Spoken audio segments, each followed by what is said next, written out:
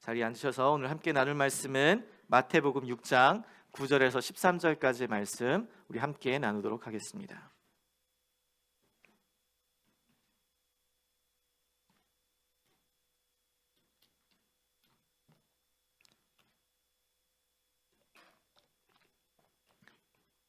마태복음 6장 9절에서 13절까지의 말씀, 우리 주기도문 말씀 함께 나누도록 하겠습니다. 제가 한 절, 여러분들이 한 절, 우리 나눠서 읽도록 하겠습니다. 그러므로 너희는 이렇게 기도하라. 하늘에 계신 우리 아버지여, 이름이 거룩히 여김을 받으시오며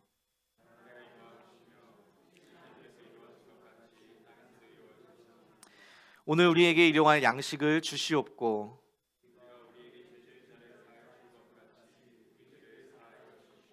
다 같이 읽겠습니다. 우리를 시험에 들게 하지 마시옵고 다만 악에서 구하시옵소서. 나라와 권세와 영광이 아버지께 영원히 있사옵나이다. 아멘. 우리는 지난주에 예수님께 배우는 기도를 통하여서 우리가 기도를 드려야 하는 대상이 바로 하늘에 계신 우리 아버지라는 것을 배웠습니다.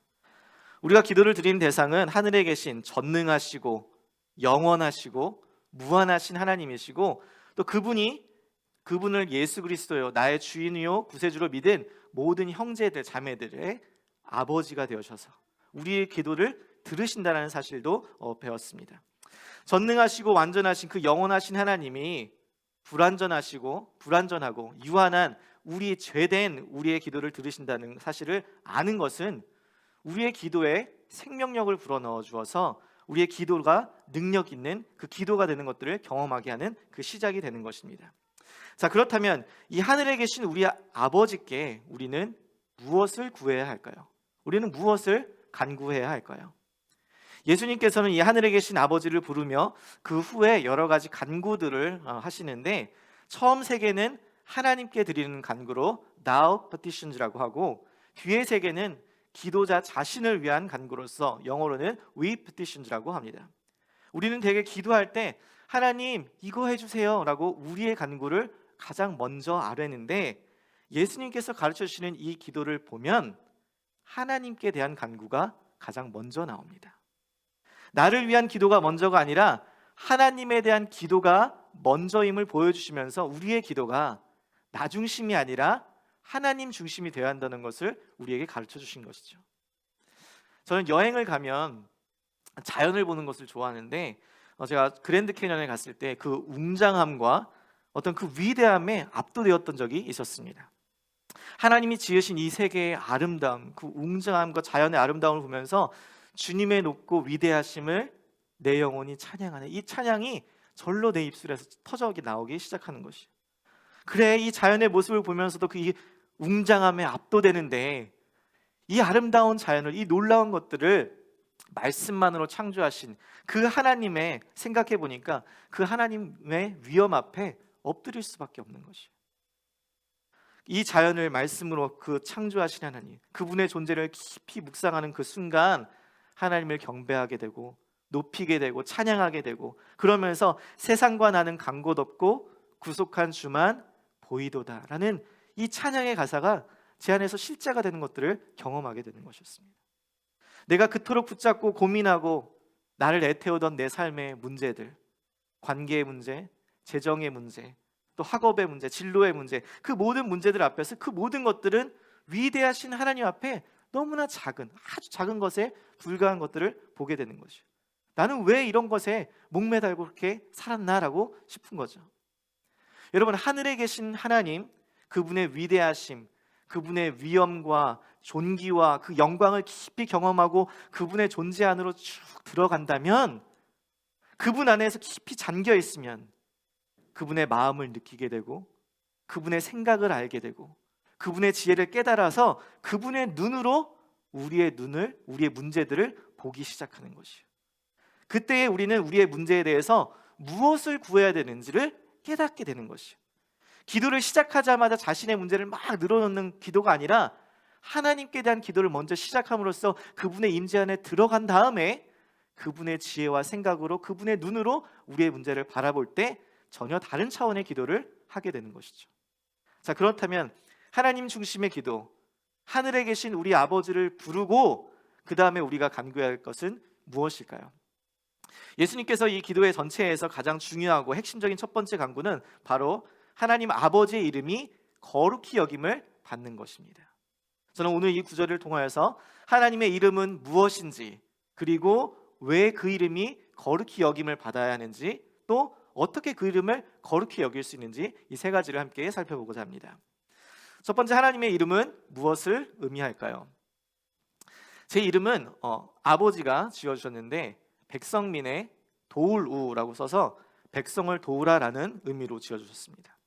그래서 제가 지금 이렇게 하나님의 백성을 도우는 자로 제가 여기 서 있죠.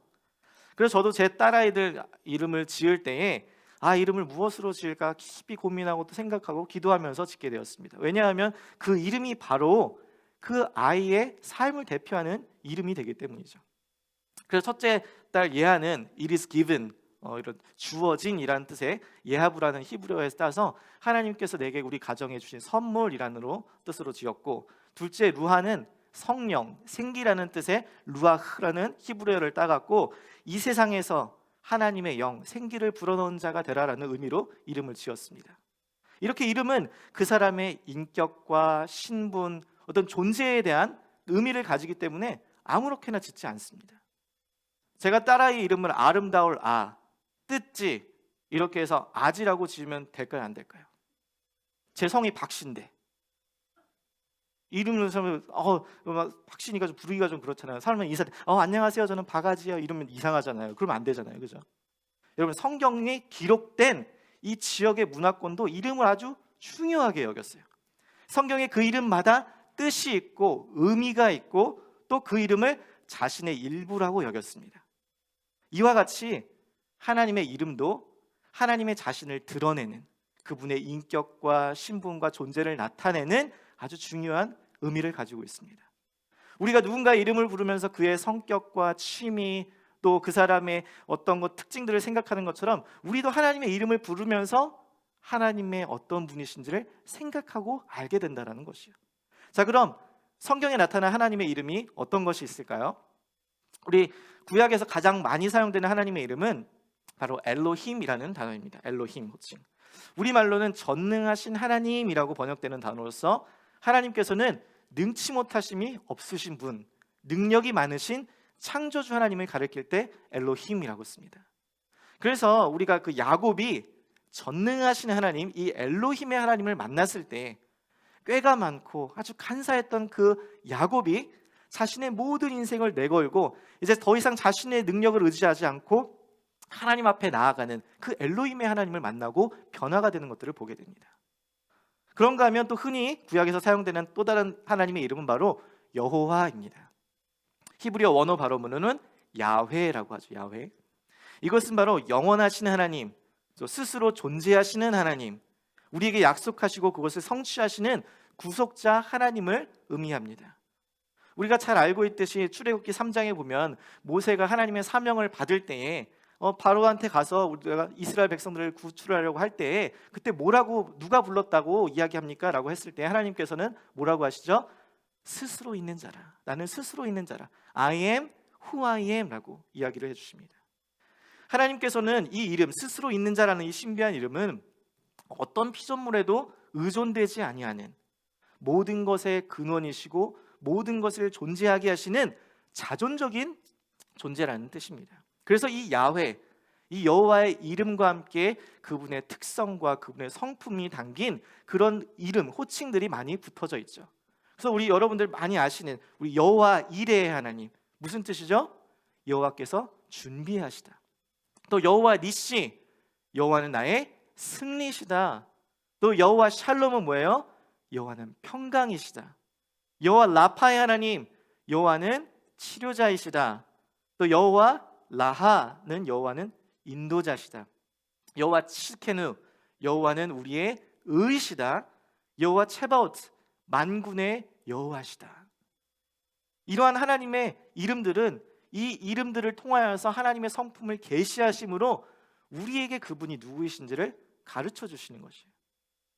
우리의 삶에서 어찌할 바를 알지 못할 때, 우리가 준비할 것이 무엇인지 우리가 깨닫지 못할 때에 하나님께서 미리 사람을 준비시켜 주시고 환경을 주관하여 주시고 그리하여서 우리로 하여금 여호와 이레의 하나님을 경험하게 하시는 것이죠.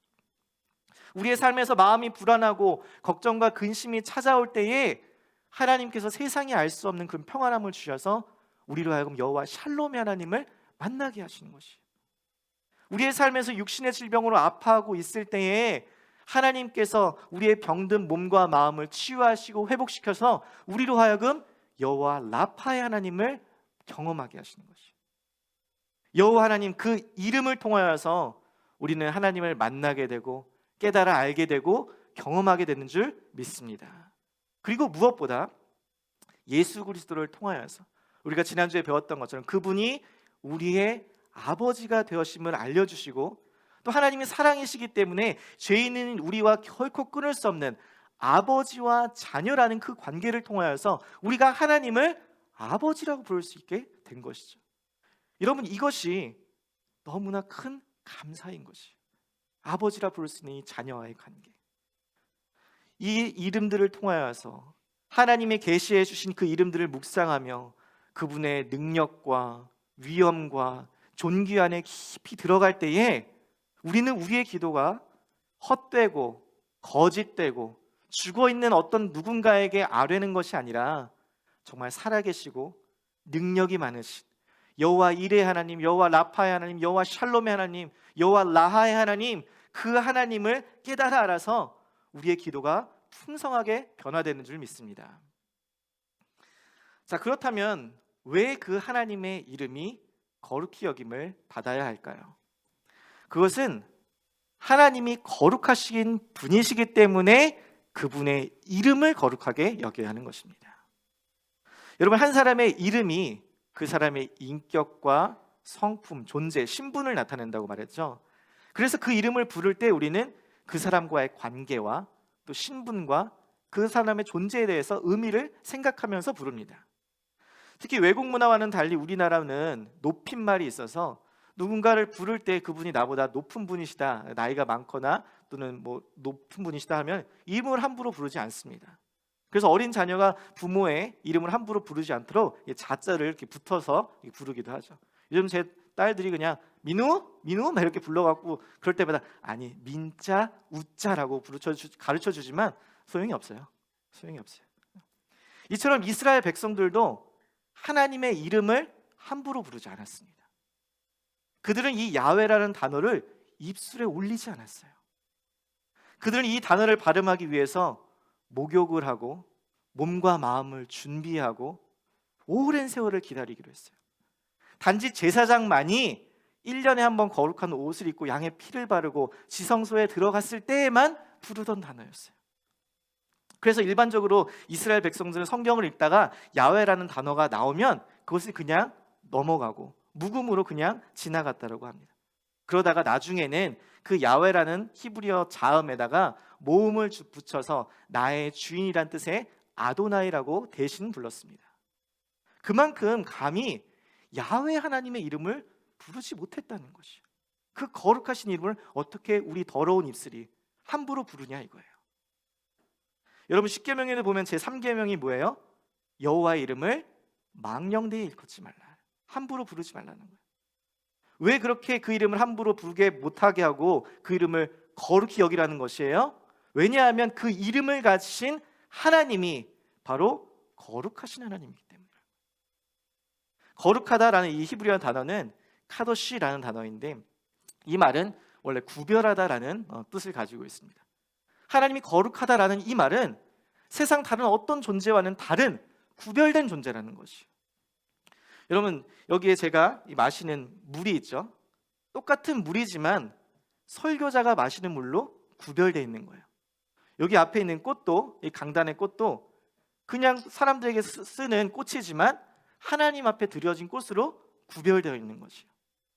여러분, 이 성전 우리가 그냥 똑같은 건물로 쓸 수 있지만 다른 건물로 다른 용도로도 쓸 수 있지만 우리가 이 건물을, 이 빌딩을 우리가 하나님께 예배드리는 곳으로 구별되어서 우리는 이것을 성전이라고 부르는 것이에요. 즉 거룩하신 하나님, 그 창조주 하나님은 피조물과는 구별된 거룩한 다른 분이라는 것이에요.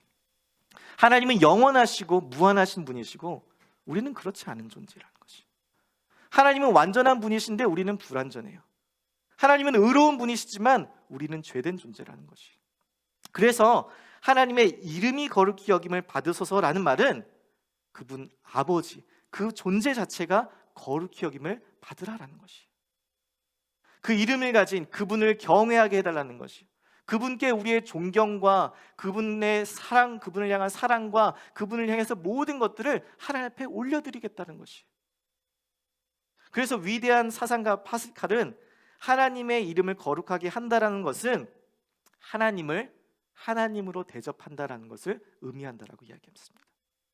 하나님의 이름을 거룩하게 여김으로 하나님을 거룩하게 여긴다는 것이. 우리로 하여금 하나님을 하나님 되게, 그 하나님을 그저 작은 하나님으로 만들어서 나의 작은 소원들이나 들어주는 그런 하나님으로 만드는 것이 아니라 우리와는 구별된 완전하시고 무한하시고 그 영원하신 그 하나님으로 여기게 해달라는 그 첫 번째 간구가 바로 여호와의 이름을 거룩히 여김을 받게 해달라는 간구인 것입니다. 여러분, 우리를 포함한 이 모든 인간이 하나님의 구별되심을 알아보고 하나님의 하나님을 됨을 인정하기를 바라는 기도, 그 기도가 바로 이름이 거룩히 여김을 받으소서, 이 구절 안에 다 들어가 있는 것이에요. 사랑하는 성도 여러분, 여러분은 하나님을 하나님으로 여기고 있으세요? 하나님의 거룩하심, 우리와는 구별된 존재로 인식하며 그분의 이름을 높이고 찬양하고 경배하고 경외하고 있으세요? 오늘날 우리는 우리의 입술을 통하여서 하나님의 이름이 얼마나 가볍게 또는 경솔하게 불리워지고 있는지 모릅니다. 특히 영미권에서 하나님의 이름이 그저 감탄사 정도로 쓰여지는 것을 보면 개탄을 금할 수가 없어요. Oh my God, Jesus Christ, 뭐 이런 단어들이 쓰는 거 보면 그 하나님의 거룩하신 이름이 실생활에서 그냥 감탄사 정도로밖에 쓰이지 않는 것이. 제가 맡은 뉴스나 EM에서는 저는 절대 그렇게 쓰지 말라고 가르칩니다. 어떻게 하나님을 그 이름을 그렇게 부르냐. 성경의 다니엘의 기도 가운데 오 나의 하나님이라는 구절을 우리 영어권 친구들하고 같이 읽으면 성경 말씀인데 오 마이 갓 하고 읽었더니 아이들이 킥킥킥 하고 막 웃어요.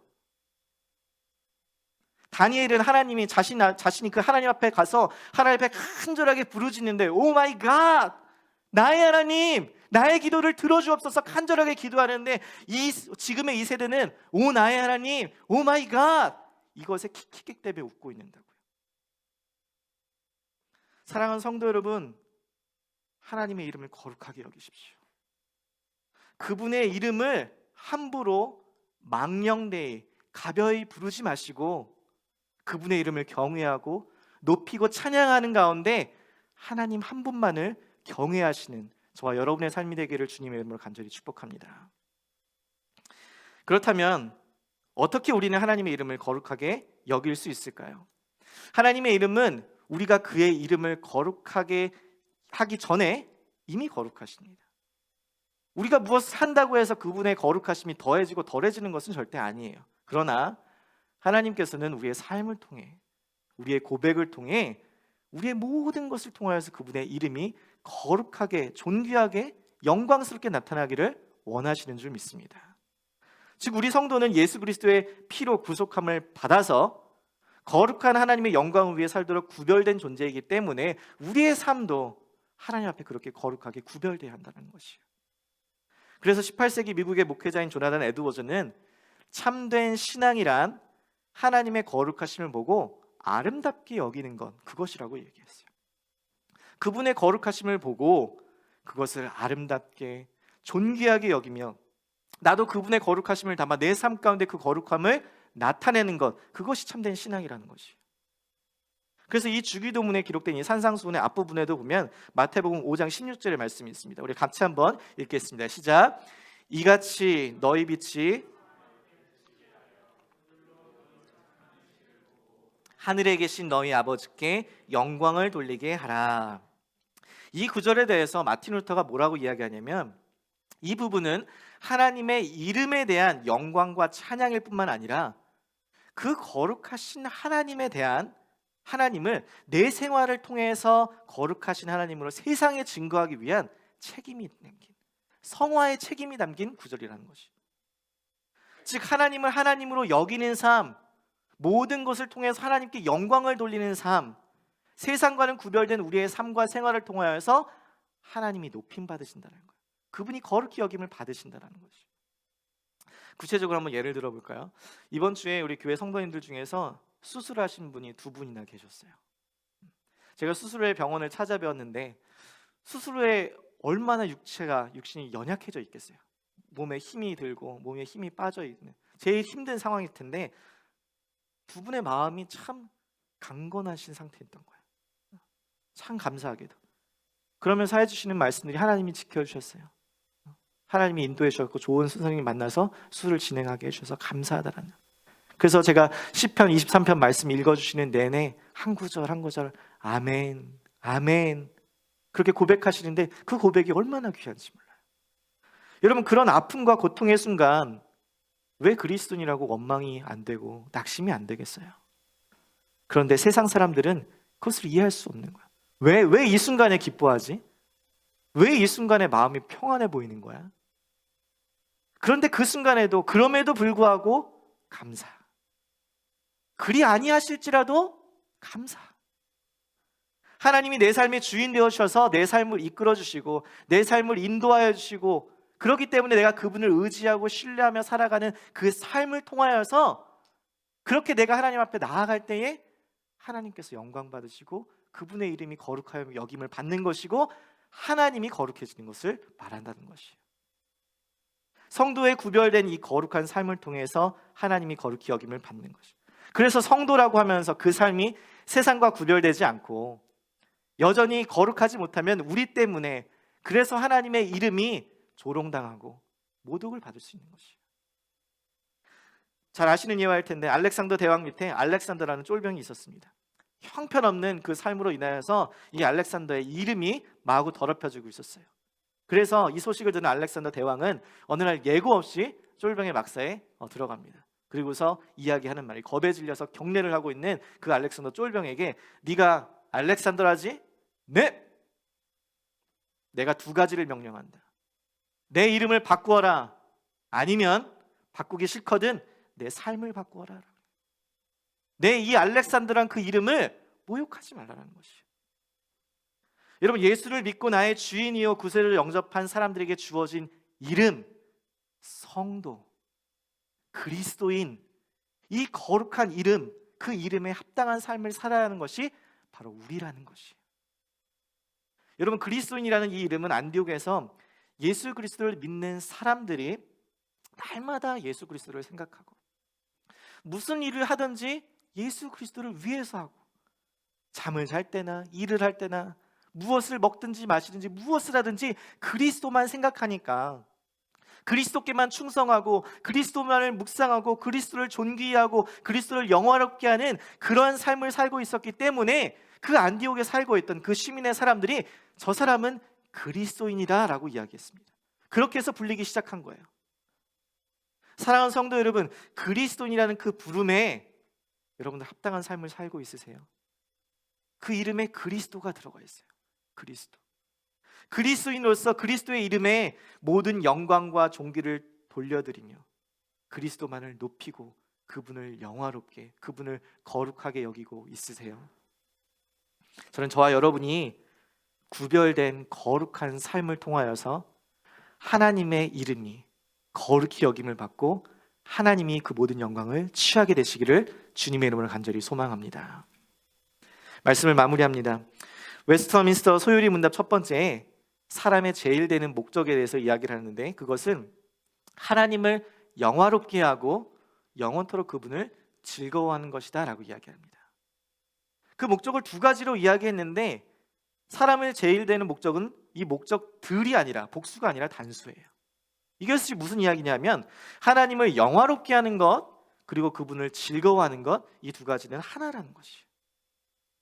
우리가 하나님께 영광을 돌리며 창조된 존재이기 때문에 우리가 그분을 찬양하고 그분께 영광을 돌리며 그분을 높일 때 하나님은 모든 영광을 받으시며 우리는 그 안에서 인간이 누릴 수 있는 최고의 즐거움을 누리게 된다는 것이에요.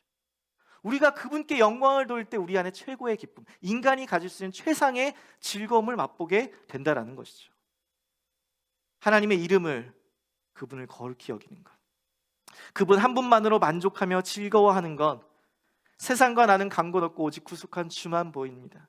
이 찬양의 고백이 우리의 삶의 제1되는 목적인 것이에요. 사랑하는 성도 여러분, 하나님의 이름을 거룩히 여기며 하나님을 즐거워하십시오. 하나님을 거룩히 여기시고 하나님 그분 한 분만으로 만족하십시오. 그것이 바로 우리의 삶의 가장 큰 기쁨이 될 줄 믿습니다. 그래서 우리의 삶이 다른 어떤 것보다, 우리의 모든 다른 어떤 세상적인 간구보다 우리의 기도 가운데 가장 첫 번째 기도의 제목, 그것은 바로 이름이 거룩히 여김을 받으시옵소서. 이 기도가 되어야 하는 줄 믿습니다. 그 거룩한 이름, 그 존귀한 이름, 그 능력의 이름, 우리 이 시간 함께 찬양하며 나아가겠습니다.